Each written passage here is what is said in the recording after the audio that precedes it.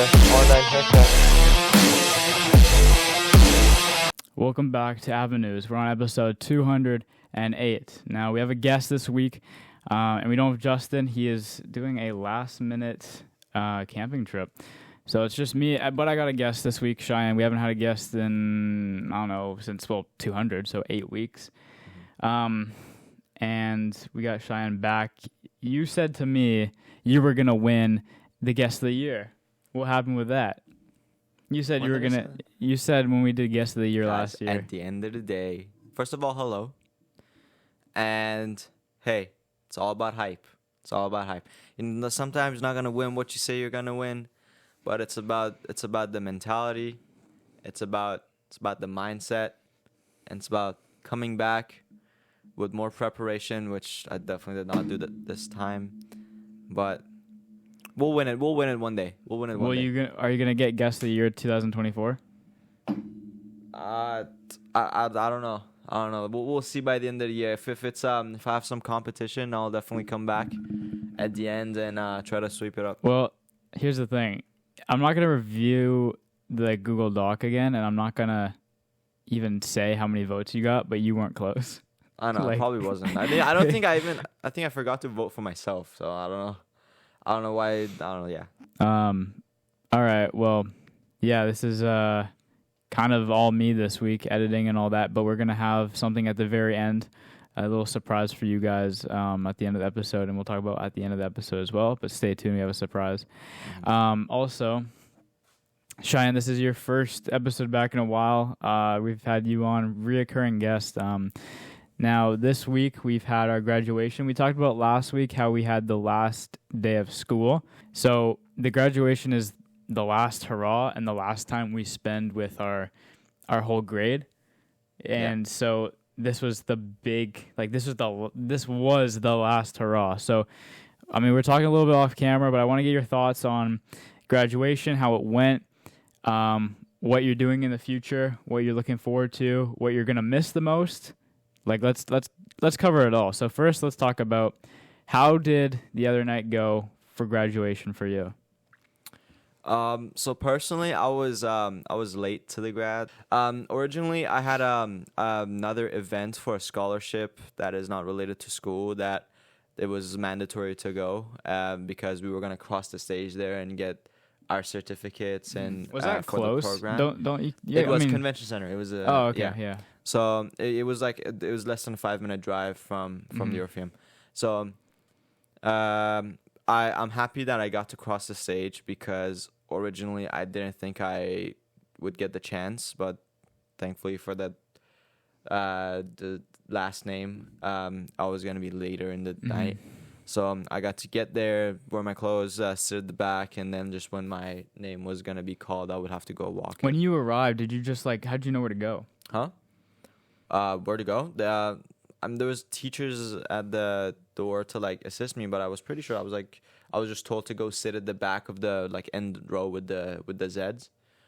So I already knew what to do. I just had to get in there, wear my gapping gown, make sure I don't look stupid, and just do that, which I did. And yeah, it all worked out great. I got to cross the stage twice that night, and had the chance to have my last name butchered twice, which was... I had my last name mispronounced. But the thing is bro, mine was horribly wrong. And the teacher that said it, first of all, I had 2 teachers reach out to me for the voice files and on how to say it. And I sent it. I said it twice. Slowly? I said it slowly. I said it in Persian accent. I said it in English accent.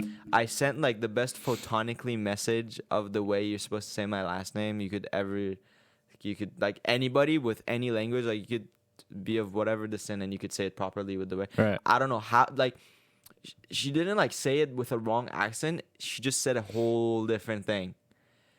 It I don't know how you see SHA and you go with S. You go Sar.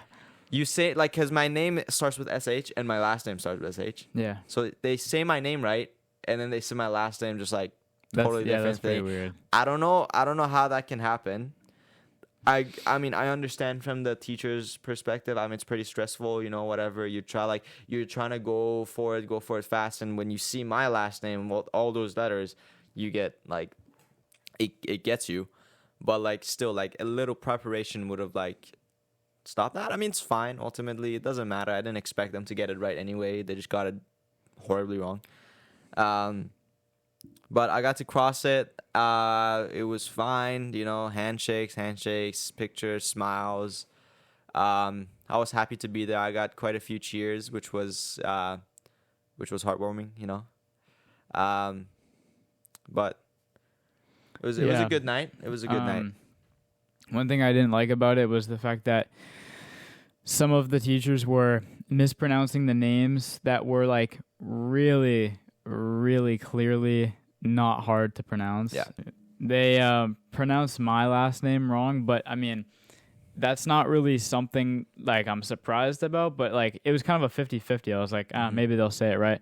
They either say like the mispronunciation of what they said or my actual last name, and then so I don't really care about that, but what I do care about is like how the fuck do you mess up names that are so easy and then not only easy but like just like obvious and common. And I don't know. That's just how I see it. I wanted the teacher that was after my group to read off mine, but I just didn't get that, and he would have said my name right. But again, I don't really care. And I got surprisingly a good amount of cheers. I didn't expect that much applause. But yeah, it was, I thought it went by quick. It was like 3 hours, and I thought that it went by a lot quicker than I thought it would be. I thought it would be a really long process, but I mean, it was, but it went by quick. It was awesome to see every one of my classmates leave, like officially. Like it was a really good exit. Yeah. And I found it really interesting. I really liked it. I thought it was entertaining. I'm happy we took some breaks in between. That was pretty good. So my question for you is, what are you going to miss the most about our school or about the people? Like everything about graduating, what will you miss the most and why? To like mention a specific thing would be hard, but I gotta say, like, what I miss the most is first of all, I was sad. I was very emotional that night because obviously, like, so many people like I talked to, my friends or just people I was just saying goodbye to, they were happy. They were really happy. They just didn't care about high school, which is, I mean, you could have that opinion if you like, but I feel like it's kind of emotionless if you're leaving a community, especially like, I mean, I have a lot of immigrant friends that feel that way. I understand that, but I have a lot of friends that grew up here and they were just done. I was like, how are you leaving? First of all, you're leaving one of the biggest communities that you've ever been a part of in your life, and you just don't care about it, right? And that's interesting to me because I don't feel that way, right? Even though I pretty much haven't been a part of the community as so many of them that grew up here. Yeah. But, it's just how I think about how I'm going to wake up every morning from now on, not knowing that I'm not going to see the same people and be a part of the same like area, a part of the same group as I was for the past 5 years of my life, right? And that's a big change. That's a big effect on on a lot of people. And I strongly believe people who think they don't care, they will realize it at some point in the summer, specifically. Yeah. Yeah. It's not an easy thing. I agree with you 100%, and it is sad, just because you're happy of where you are, and then since you get this change, at least for me, that's why it's sad. Mm-hmm. Like, I liked where I was at in life. I knew a good amount of people in my grade. Every year I made more and more friends. Like this year as well. Like whether that's grade 8 or grade 12, I made more friends and I had more fun. And I think here's the thing: grade 12 was probably the most fun year that I had because everything was more meaningful because it was in grade 12, but also because you're the oldest in the school, and Yeah. I think that creates a little bit more fun to it as Yeah. well. I think, I will miss everything that we are saying goodbye to. There are some stuff I'm not gonna miss, obviously, but in general, I'm going to miss Yeah. everything You know, that I had to offer. it's just like on the same note that I was making, like the fact that we knew it was something we were gonna lose is the reason we cared enough to have fun and make it a memory, right? So many of these people that say they don't care, they don't realize that I don't think it didn't really settle in with them that they're losing a big part of their life, Yeah. and they'll appreciate it when it's over.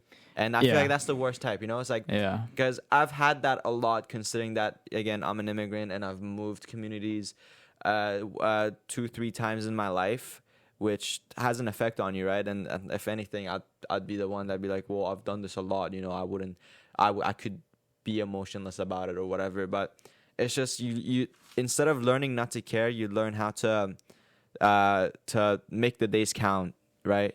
It's about living the time and appreciating it before it's over. So when it is, you don't feel like you wasted it. Yeah, and I can relate to what those people are saying because I remember in the 7th grade, I hated my school. I hated the teachers. I hated everything about that school. I still do, except for the kids. So I remember leaving that classroom for the very last time, and I was like, I'm happy to leave. But as time went on, I started to miss what I was used to more and more because all those friends that I had, all the people that I grew up with, were gone. I'm not spending any more time with them. Mm-hmm. So I think you're right. And I was in those people's shoes. I was like, yes, I'm happy to move on. But for them, maybe they didn't hate the school. Maybe they are ready for the new adventure. Maybe they're, whatever. But it's still the same, like it's not the same reason, but you still don't miss it or not going to miss it, you think. So that's, I can relate to that. But also, moving on, next question I have for you. What's next for you in life in general, but not just in life, with school, with work, just in general life, like what's next for you? Yeah. Well, for job, I've been like looking for a good opportunity because, you know me, but for once you don't, I'm fortunate enough from a family that I don't really need to work for the money, and I'm looking for a job opportunity for me to give me a good experience with some money. Obviously, I'm not really trying to do volunteer work, and I've done plenty of it. I'm not really into it anymore.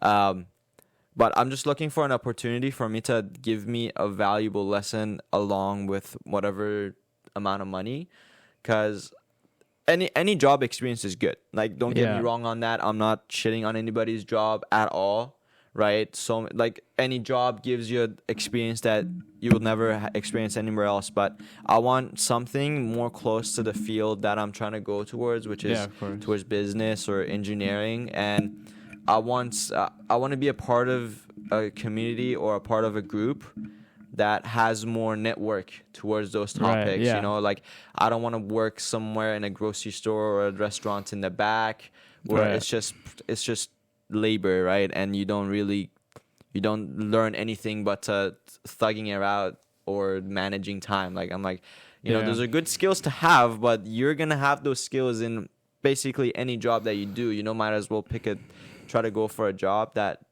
has more value to it. Yeah, which is what I'm looking for. Seems really uptight saying that, but that's just my goal, right? And again, I'm unfortunate enough to not really not really need the money side of it. I mean, I could use money like anybody else. Yeah. But it's just not my priority, which really gives me a good ballroom to shape my future. You talked about doing stuff about networking. There's a saying that goes, I'm sure you've heard, hang around, if you want to be a doctor, hang around doctors. If you want to be a lawyer, hang around lawyers. So I think that applies for you. So here's my hot take on the future.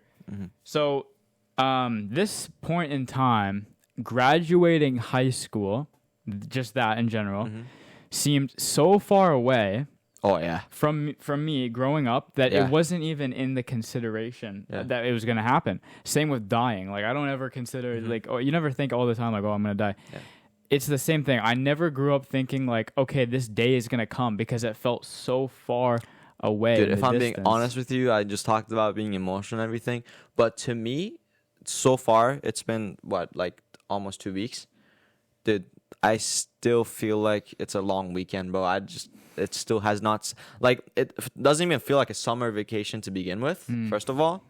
Yeah, the And weather has been pretty shit. Well, yeah, but like, that aside, it not only hasn't settled in that it's summer vacation, it hasn't settled in that it was like my last time in high school, Yeah. and next year I have no idea what I'm trying to get into.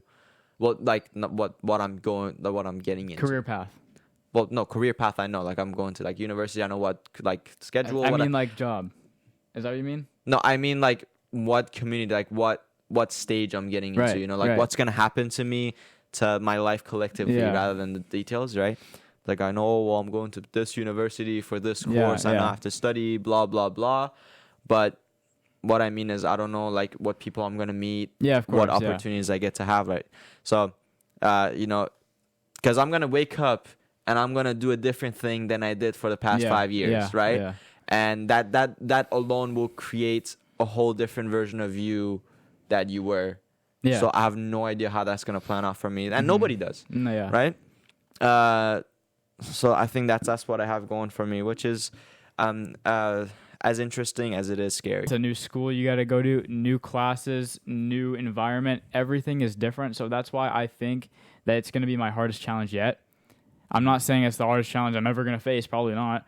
But I think in my life where I'm at, it'll be the hardest challenge that I've ever faced. And honestly, it's scary to me. Like I'm being like serious. I think it's pretty scary.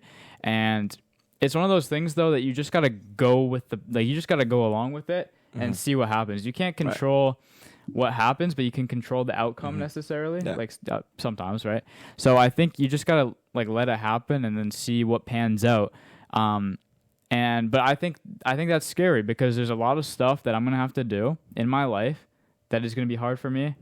I don't want to go into like detail and depth because it's just a lot to talk about and it's just going to take up a lot of time, but I'm just being like, I'm generalizing. And, I'm pretty scared for that, but I mean, it's life. You got to move on. You got to keep going. Yeah. So this is my concern, and I Okay. feel like it should be a lot of people's concern. Generally, when people go to when they join different stages of their life, or they join different communities, right? They tend to, especially socially inclined people, they tend to want to find friends or get into networks that might peer pressure them into doing things that they morally wouldn't do personally, right? So, and that's and I've heard and I've read so many places, and statistically, is the biggest risk of that is the transition from high school to university, right? A lot of people want to find new friends, and well, mostly in so many places. I'm not specifically in Canada, but a lot of things are legal, and a lot of people are alone, living on their own. Yeah. And so many options that aren't good for you are open to you. Yeah. Right? And so many people just make the wrong choices. And I want you to give your advice to the viewers on when they're in your shoes, or if they're in your shoes right now, what's the biggest way of making sure that you don't go the wrong path, that you realize what the wrong path is right now. You're like, okay, these are the different paths I can go. This is a bad one. This is a good one. How do you make sure that when you're at the point of the separating road, you make sure you're not inclined to go to the bad one? What's your moral virtue that stops you? Okay, well, a few things to that. One, I'm assuming you're talking about drugs a little bit when you say you're at age. And Okay. I can't specify really, because you could make so many not illegal drug or alcohol related True. Yeah. choices that would turn you in a wrong direction in life, right? Yeah. So yeah, drugs, Okay. but that's pretty straight cut, you know. I mean, oh, well, don't do drugs, Yeah, right? yeah, I You know. gotta really have a loose moral Okay. standard to like go So down yeah, that road if yeah. you're not into drugs right now, yeah, right? I'm talking generally. I'm talking how you're gonna be Right, confident yeah. in the person you Overall are. negative Yeah. outcome. Okay, so Yeah. I think you just gotta stay true to yourself. That's the biggest thing, and I think you just can't let yourself go down the negative path. If you become so wrapped up in negativity and you end up going down a negative route where you're doing stuff that you normally wouldn't, as you're talking about, and no, you shouldn't, or bad stuff, you just gotta really keep yourself accountable. You just gotta say, just because I'm having a bad time doesn't mean I gotta do bad things and do Right. bad stuff, because you just gotta realize that. And so, just because for me, you asked about my like what I would do, or like how I would cope with that. For me, I just wouldn't do that because I'm like smart enough to know really. So I Yeah. think it's just there's nothing I can say. You talked about advice. There's no advice that I can give for someone to not go down a bad path. Let me interrupt you here a bit. Sorry, but I feel like I know what you mean, but I feel like when you say, "Oh, I'm not smart. I'm smart enough to not do that," it's like I feel like it could send the wrong message. Right? I know you. I know what you mean, but like you saying, "Oh, like calm people down." The thing is, calm people. I mean, it kind of sounds that way. I don't feel like you are, but You think I'm calling people stupid that do drugs? huh? Well, I mean, people that do drugs are stupid. Not a hot take. You could Clip quote, that. yeah, clip that. I don't give a fuck, right? Okay. But it's just so many things depend. There's so many variables that a lot of smart people go down the wrong path Yeah. because they are just They're mentally broken. Or like they don't have that. They don't have that. People break. Yeah. Doesn't matter how strong you are. I Yeah. mean, I'm not trying to like make this a therapy session. Oh, like go to people, talk to people, whatever, right? But it's unsolicited advice. But try to always have an outlet for your emotions. Mm-hmm. Now, I get a lot of people don't have that, and that is a sad reality. But the easiest way, I don't know, write it down. Honestly, you're having a bad time. Do you like journaling then? I don't do it. I don't. But Yeah. there's been a lot of times where like especially in grade 12, like it's a pretty. I don't know. For me, it was at least. It was a time that it wasn't rough, but sometimes you just needed to get something out of you, right? Yeah. And sometimes you're like, it's something stupid, but it's also bothering you and it's affecting your daily life. Yeah. And you don't want it. You want it to stop, but you're like, see, like I'm fortunate enough to have smart people, good people that care about me around me that I could talk to. But sometimes you're like, first of all, you want to have the sense that you can solve your own problems, right? Sometimes you can't. But I just would open this notebook I have that I totally like rip out the pages because there's too many. I've wrote too many things in it. I just write. I wrote down on the top of the page, why do you feel this way? And I just point form. Just write out whatever I think of, right? Because I actually heard this quote recently too. I forgot the credits, but it says to write down the problem that you have properly, you've already solved it halfway, something like that. Don't quote me. That was a horrible way of saying it. And it's true. Sometimes you just need to look at your problem on paper to realize not only you can solve it, or whether you even have that problem to begin with, right? So that's one way that I've tried that helped me steer clear of like making wrong decisions. Trust me, I'm full of wrong decisions. I'm not sitting here just because I have like smarty pants glasses on. Oh, that's I'm a Harvard student out here. But no, it's just sometimes you gotta understand being a perfectionist is just not gonna be the way. And I'm a big perfectionist, but I put conscious effort into realizing that small efforts, even not consistent, will make a drastic change in your life, right? Yeah. If you times 1 by 1, it becomes 1. But if you times 1 by 1.05, it goes a long way. Yeah. I mean, another thing I'm nervous about is, I mean, you guys know, if you keep up with the episodes, like I'm traveling this year by myself, and I've never done that before. And although I'm really excited and I can't wait to do it, it's also like nerve-wracking because I mean it's gonna be a task. Like it's not gonna be like easy. I don't think so. That's why I'm scared for the future. But you just got to move forward. You got to keep going and just like get through it. I mean, yeah, that's how I see it. Do you have any more topics on this matter? I mean, not really. Okay. Enjoy your summer and have fun. Experience things while you're in the comfort of your own home and on the care of your parents before you go to an environment where you might not have that, especially for ones who are like moving out of their place or going to different provinces or countries. It's good to have experiences. I mean, I'm not against sometimes if you make a bad decision in the right time, it won't affect you as hard as it might in other times. Okay. Do you have anything else you want to add on that? Yeah, I'm saying just have your experiences. Don't be afraid. Mm-hmm. Have fun and make your summer count. You don't want to be the guy in 10 years. You're sitting around with your friends saying, "Oh, what'd you guys do after grad?